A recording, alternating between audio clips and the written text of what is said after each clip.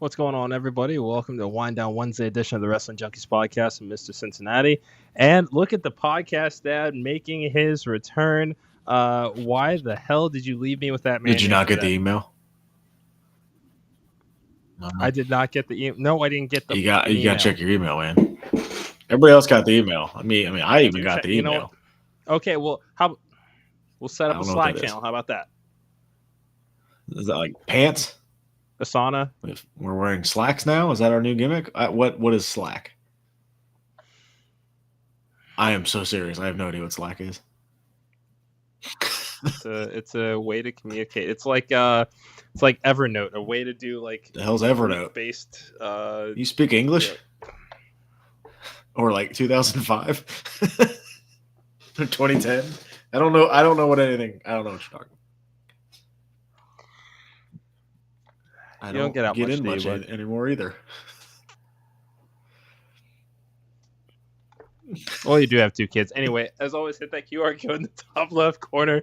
Make sure to like, share, subscribe. One. Wow.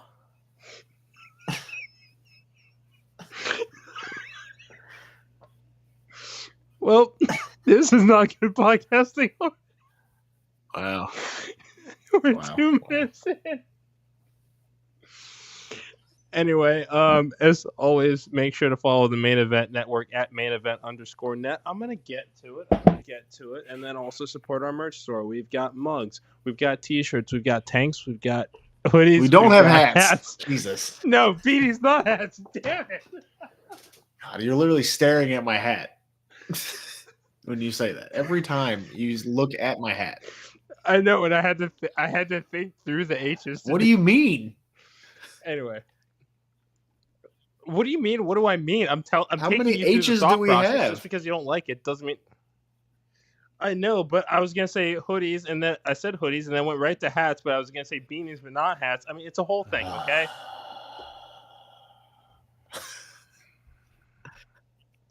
You missed a great interview, by the way. We're dropping an interview this Friday with Viral Pro Wrestling Tag Team Champions, the Buff and Fluff Connection, Sean Legacy and Cody Fluffman. Thank you for entering the waiting room like as we had finished that interview up. You missed a hell of a time there, bud. Dad. I know. We're not, you're doing the Lord's work, so we're not going to. That one. Yeah. Okay. Anyway, yeah, make sure to follow the Main Event Network. Subscribe to our YouTube channel. We have 251 subscribers right now. We are trying to get to 1,000 by the end of the year, and we need your help to do it. So, share it with somebody. Turn on those notifications. Come on. Comment. Come on. New shows 4 days a week. I mean, how many other podcasts are you getting? 4 episodes a week from your favorite podcast. Jump on in. Ask some questions. We will answer them the best we can. Yeah, ask some questions. I can't. Yes. D? B. Damn it. B. Yeah. There you go. Yeah, close though. Yeah, ask some questions. Let's hear it from a non-wrestling fan. Hey, MJF's new nickname is the Lone Wolf. Yeah. God. Well, as long as Corbin's not using it, I guess it's fine. I don't know what to say. Like, whatever. He's got a new shirt too. Okay. Well, So since I was doing the interview, I think you probably caught a few minutes of Dynamite here. Give me just the broad strokes of what I've missed in the first 40 minutes here, and I'm just going to react. MJF cut a really good promo. It was actually really, really always good. Does. Ray Phoenix won the Fatal 4-Way to challenge Will Ospreay. So that could be... Okay. Look, we know the matches are going to be fun. It's not, I was going to say, it's not happening at Forbidden Door. Anytime they're going to put on a special match kind of thing, that'll be fine. Jericho came out. He's the top of his game. I don't care what you say. This gimmick is amazing. Go back and watch the clip. And Trent Beretta and Chris Statlander continue to be thorn in Orange Cassidy's side. How'd you know that was going to come? I'd be intrigued, especially when it comes to Statlander. I would be intrigued to see if she eventually has to make that choice between Stokely and Don Callis. Yeah, you could roll Stokely in there. Because, yeah, but I mean, I don't know. I don't think a group like that needs two managers. I mean, it's not working out all that well for Paul Ellering Well, and that's not Scarlett their now, is fault. it? Scarlett, you can come manage me said what I anytime you said. want. Doors open. I just like that it's you that said it this time and not that's me. fine. That's fine. Yeah, no, Scarlett, you can come manage me anytime you like. Paul Ellering, hell of a manager. He doesn't seem to age though, so that's impressive.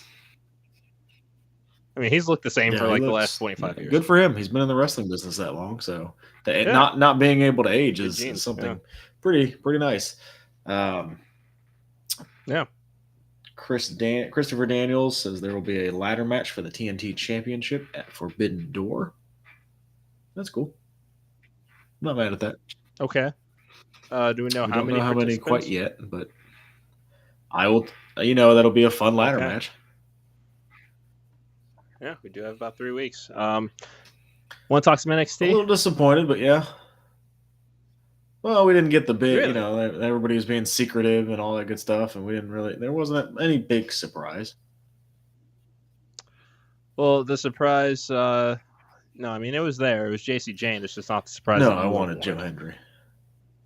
The crowd wanted Joe Hendry. I believe. I all wanted Joe Hendry because we all believe in Joe Hendry. Yeah. Yeah, well, hard not to. You say his name and he appears.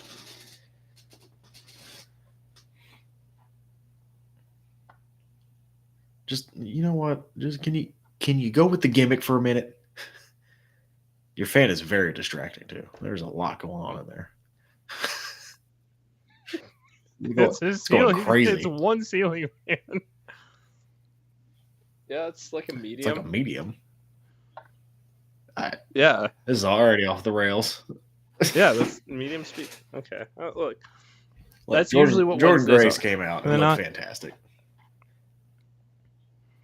Yeah, she is definitely WWE bound once that TNA contract is up. Like there is just no way that she has not thought about what potential she can, that she can tap there. I mean, just they have rolled out the red carpet for her, which they should. She absolutely deserves it. But to basically see her back it up, all of the hype that we have placed in her, she's just delivering on all cylinders. I mean, this could be the best crossover star for TNA into WWE, and I mean, I think that she can definitely be the catalyst to keep that forbidden door swinging both ways. Coming over from TNA to WWE, like in history. Yeah. Okay. Not in history, but as far as this iteration. Hey, we're now kind of Okay. We're a family. I was gonna say because AJ Styles says hold my beer, but I mean, guy's had 2 Hall of Fame careers. Good for him. No, it was good to see Jordan Grace. Like you said, she's a star. She's being treated like a star. I think she will be WWE bound for sure. And you think she wins? I know I asked this last week and you said no. But now, you change your answer now, don't you? Can't rule it out. No, yeah, definitely. I mean, because if this were a Vince McMahon WWE TNA crossover, there's no way. We saw that. We saw Mickie James last 2 minutes in the Rumble. Yeah, Jordan Grace was one of the final 4 or 5. Yeah, very, very different circumstances here. So, I'd be cool with it.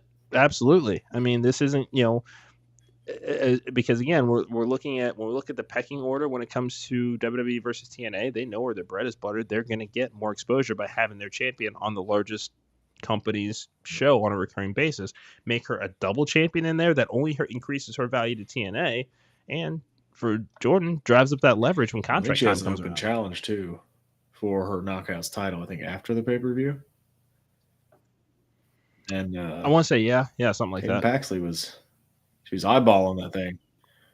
Eyeing that title. Good exposure for her too. I mean, it's just it's a win-win for both sides, I think, because you're getting potentially a future star for WWE, and you're getting TNA a bunch of exposure. Like this seems like it's going to work. We've seen it in the past work with New Japan and WCW. We've seen it work with AEW and AEW and New Japan.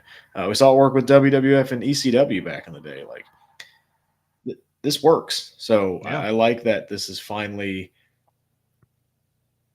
being done in the WWE. It just makes sense, right? Like if you work with, if you have Sure. somebody that you think could be a star in your company that it might be in a lower company right now, partner with that lower company and see how they do in front of this bigger audience. It makes so much sense for both sides, and it's crazy that it took this long to even do it.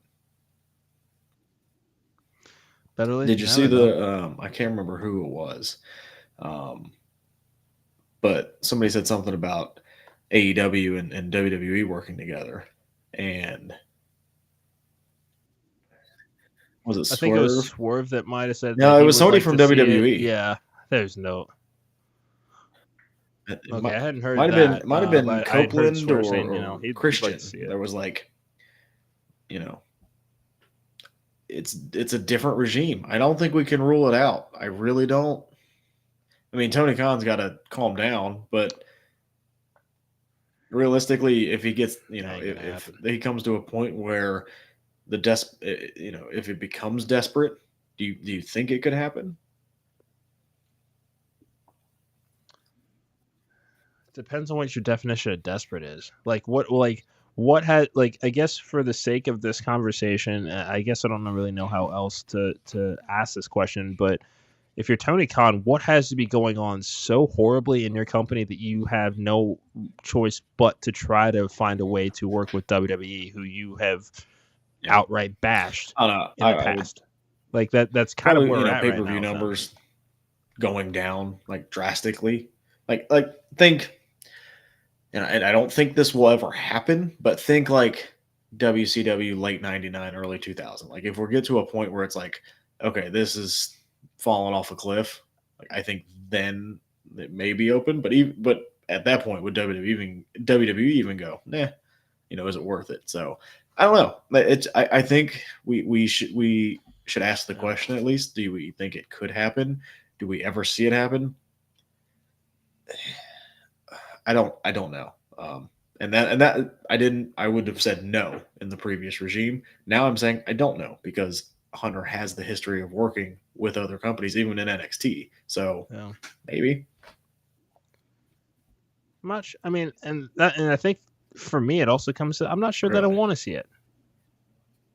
I'm not sure that I do. I mean, I have enjoyed AEW existing because it's an alternative to WWE's product, and that alternative was great when WWE's product wasn't. I mean, and it was a sight for sore eyes, breath of fresh air, tall drink of water, like all of those sort of colloquialisms. But I don't necessarily know that I need to see these two go against each other because then we're going to get into the who goes over who, and I mean it's one of those things that I just there's going to be a lot of ego that comes to play there, that it could just, I don't know. It strikes me as we've seen invasion angles before. We have seen the WWE, ECW, WCW, Fuster Cluck of 2001. That's just like, that's all I can think about is I think, potential AEW WWE crossover. That's fair. Like I don't know. The big companies seem to be working with more companies, and like wasn't it was it All Japan that WWE worked with recently, and Bloodsport they just worked with, so maybe a one-off every once in a while. I think also, I think another reason why it works is because these companies that WWE is working with, they're not their direct competition as far as a number 2 company. AEW is their direct competition. I would say, I would say if you're WWE, I think your direct competition is more like the NFL. AEW is never going to surpass WWE, in my opinion. That's in minds, I think they will. I don't. WWE it's like, man, how do I say this without just totally burying AEW? Like the NFL, nobody is ever going to surpass the NFL. definitely think we've heard right? It's a good thing you're back because I lost you for like 7 seconds Okay. there. I was say nobody's ever going to surpass the NFL. We No, see biggest pop entertainment up, brand in the world. but we see pop up leagues all the time. And not to say AEW is a pop up league, but they've only been around 5 years. Yeah. Like they don't have that history where they're going to overtake a WWE. So I think if you're WWE, your main competition is more NFL, more NBA, more, not Major League Baseball, but stuff like that. Like you're really really big. Like the Olympics, I think is going to be a big competitor for WWE as far as viewers, because AEW is not on the same night either. So you're going to go they go head to head with Monday Night Football. They go head to head with college or whatever on the weekends. Like I think if you're looking in the marketplace, WWE is going to have its share no matter what. And you have AEW, TNA, MLW, NWA all kind of grouped together fighting over that share, if that makes sense. It does. I think that for me, at least the argument of making AEW number 2 is those other companies don't have a multi-million-dollar nationwide TV rights deal. We're not hearing about those conversations with MLW or with TNA or with New Japan or Noah or any of those. We're hearing about those with WWE and AEW. And I think from that standpoint of these are the two companies that have nationwide television deals to broadcast their show into millions of households on cable or regular TV every single week. That's why they are the, at least when we're looking at the United States, number 1 and number 2. No, I don't disagree that AEW is the number 2. I just don't know if WWE is going, that is our direct competition for viewership. That's the only point I'm making. Like, there's no doubt AEW is number 2. And it's number 2 by probably a lot. Like WWE, AEW, and then the rest of the wrestling companies. At least in the States. Like, New Japan is kind of in a transition period as it is. They lost a lot of stars to AEW. But yeah, I don't know where I was going with that point, but I just, that comment kind of caught me, and I just wanted to expand on what my brain was thinking at the time. We were talking about potential crossovers other than TNA with WWE. So we talked about AEW as we're talking about NXT. And does AEW now up their game? Like, okay, like they did crossover with TNA. So does that happen again? I don't think TNA got, quite what they would have wanted out of it. I mean, AEW does stuff with CMLL. They're doing stuff with New Japan. Do we see, WWE try to get into that to the Mexico market? Do we see them try to work with those other international companies, which we've seen a little bit of? Yeah, I would say the most likely are Noah and Marigold. Well, especially with WWE doing all these international shows, you'd have to think they're going to try to work with some other companies just to even help get their foot in the door with some of these other countries. Yeah, because it's a hell of a lot cheaper than trying to set up NXT Europe or Mexico or Japan like they had originally wanted to do. Having these partnerships is just a hell of a lot easier to do. I would agree. Yeah. NXT Europe, I forgot about that. I think they did too. Yeah. Maybe. I don't know. They might have a huge plan. I don't know. Who knows? So, we saw All Ego Ethan Page ironing out a contract with Ava to join the NXT roster. As part of that contract, he gets a championship match against Trick Williams this Sunday at Battleground for the NXT Championship. First extended appearance of All Ego Ethan Page on WWE television. Your thoughts? Loved it. He's the cocky prick that he should be. Yeah. And that's exactly what he needs to be. And I think he fits that role well. It's a good challenger for Trick. I think it's a little bit better than what Noam Dar was. Nothing against Noam Dar, but the story is a little bit better.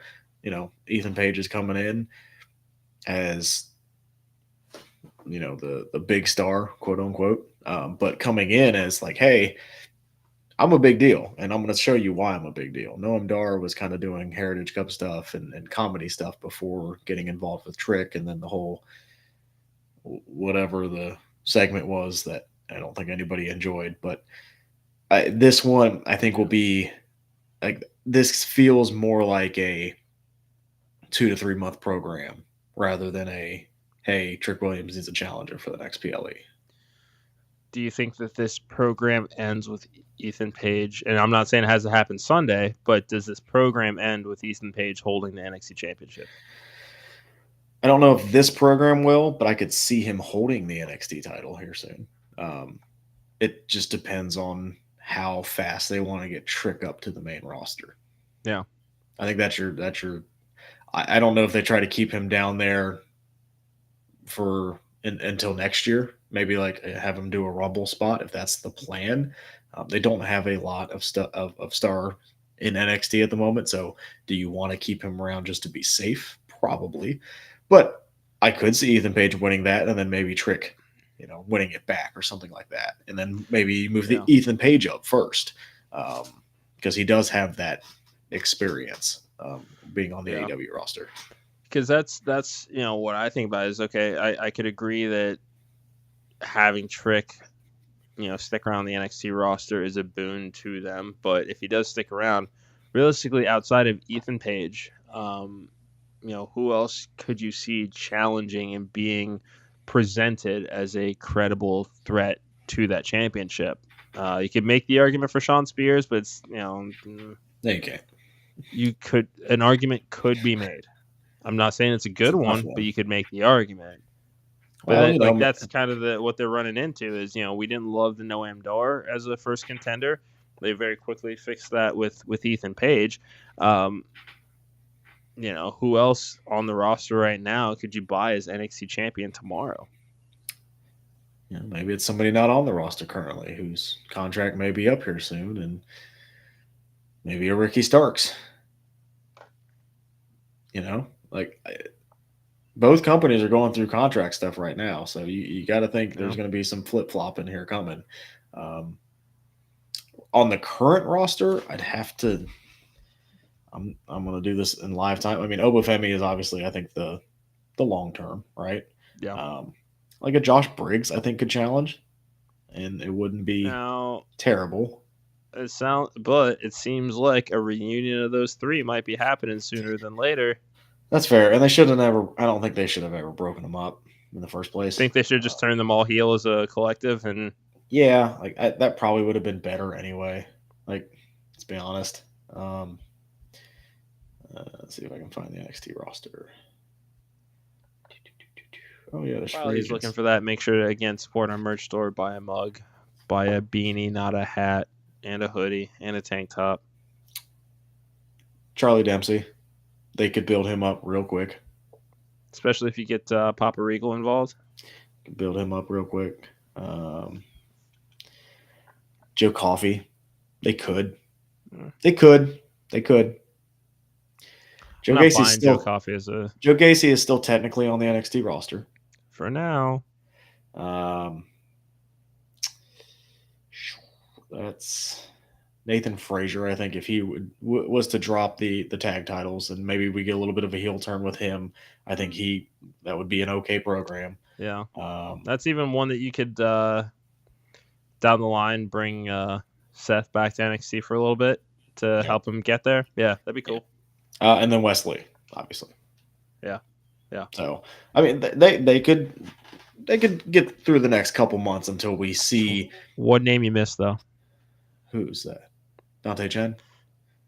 No, Lexus King. No. Where's all my intellectuals out there? Dude, this is worse than the Learning Tree. No, the Learning Tree is actually good. Lexus King is not. Is it? It's eye of the beholder. Or, everybody else that watches that was like, this is not working. Or I said what I said. You also got to think free agents. They also have everybody down on the PC. We don't know who's going to come up next. Could they do something like they did with Braun and have somebody come down to challenge? They can get creative with that if they really wanted to. What's Shinsuke Nakamura doing? Nothing. Actually, that'd be a good one. I mean that they can get creative. They could. I mean, They should. I'm going to trust Chef Sean. Okay, he's cooking like he just lost to the Undertaker 4 months ago. Well, yeah. I mean, the women's division's great. Yes. Yeah, I'm excited for that ladder match this weekend. I really am. So Ruka should win. It's her time. That you can hit that finisher out of nowhere. So Ruka should win that. Yeah. That's another one that they got something. They got something with Sol Ruka. And they know they do. And that's good. And that's very good. Any final thoughts on NXT, the Go Home Battleground? Any general fatherly thoughts and musings that you want to adorn our audience with today? What is Slack? It's like Is it Facebook? What's the best way to describe Slack? Like, how would you describe it? Like, I'm asking, like you can put together different channels for different projects. It allows people to kind of collaborate and work in real time. Like a Google Doc. Adding notes. Sorta, but more than that. I'm in. Google Doc. Okay. Main event Slack channel. Yeah. No, kidding. No, I really have to download an app. Yes, you have to. No, that's not happening. Come on now. You know better than that. All right. Okay. Yeah. I haven't downloaded an app in like 2 years. Can't blame a guy for trying. So I guess I can't get you to download ChatGPT. Never mind. Right, this was the guy that didn't update Twitter until like 3 weeks ago. Can't argue with that. Oh, Mr. Cincinnati, what would I do without you? Not host the podcast. Did you hear the noise in the distance? No.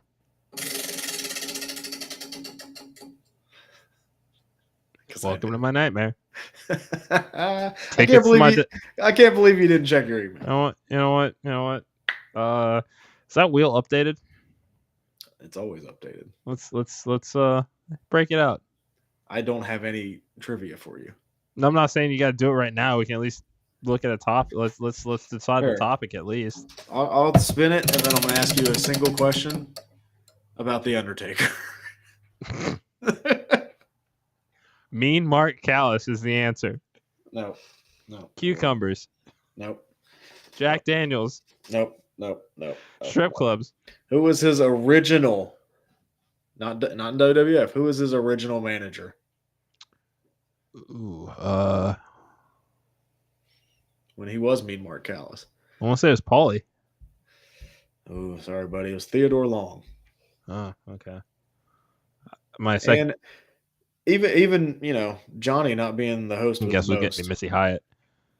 Oh, jeez. Let's not talk about her.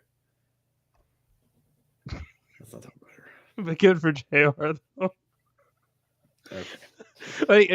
That's stuff I did not need to know. This is off the rails. I mean, it started off it started there. So is it really off the rails if it was never on the rails to start? Go buy a shirt, go buy a beanie, go buy a tank top. We have a great new shirt out that everybody seems to love. It's the Support Independent Wrestling shirt. Yeah. Once again, we all need to support independent wrestling. Yeah, no, it's adorned by the good doc, our friend Landon Hale here. Yeah, get yours today at our merch store. Shout out to Kyle as well for donning our new T-shirt. Mr. OTM, we appreciate you, even though he is not in the chats tonight. That actually kind of hurts my feelings a little bit, but it's okay. You have a podcast tonight? It's Wednesday. It's not Thursday. Oh, it's Wednesday? Oh, shit. Yeah, it's Wednesday. So, all right. You got me with all this Slack stuff. I'm confused. Okay. All right. Okay. Anything else? Tony Nese is on Dynamite. Thank you guys so much for checking out this episode of the Wrestling Junkies podcast. Make sure to hit that QR code in the top left corner. Like, share, subscribe. If you know at least one person that would enjoy our channel, please share it with them. Turn on those notifications so you can see when we're going live. Great interviews dropping this Friday. Cannot wait for you guys to check them out. Podcast Dad is working second shift next week, and Mr. Cincinnati's been doing some plotting as far as how he is going to make up the time without his co-host. And I'm pretty excited. So on that note, thank you guys so much. We will be back tomorrow night, final show of the week. We will be talking all things AEW Dynamite at this point. So, let's just be cool, enjoy wrestling, and we'll see you guys tomorrow night. For the Podcast Dad and Mr. Cincinnati, It's been the Wrestling Junkies Podcast.